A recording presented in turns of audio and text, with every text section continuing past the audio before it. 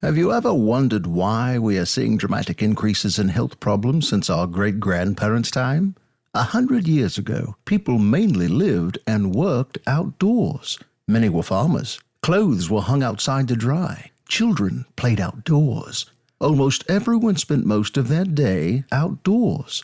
They rode horses. But now things have changed. Most of us work and play indoors, where we have air conditioning. We work more on computers than on farms.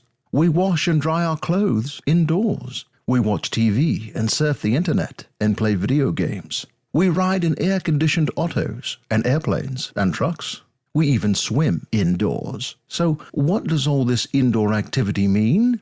Less sun. Could less sun be associated with more disease? Let's find out.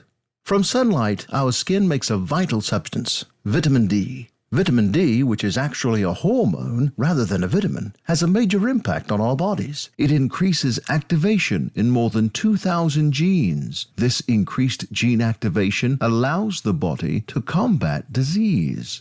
In fact, over 5,000 scientific studies have shown the clear association of vitamin D deficiency with more than 100 diseases and health problems, most of which have seen dramatic increases over the past 50 years.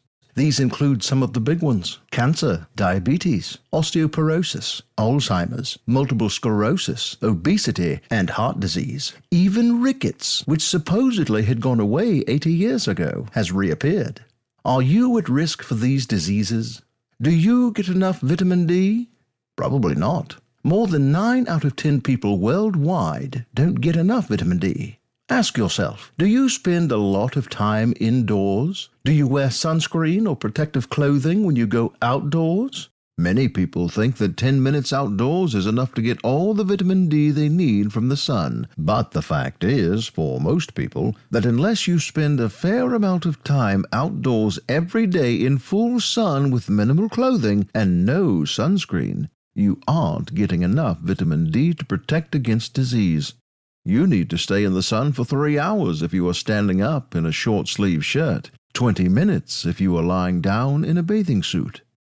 Even food no longer provides as much vitamin D as it did 100 years ago. For example, in 1900, pie crust was made with lard from pigs raised outdoors. Back then, just one piece of a double crust pie provided 2,000 international units of vitamin D.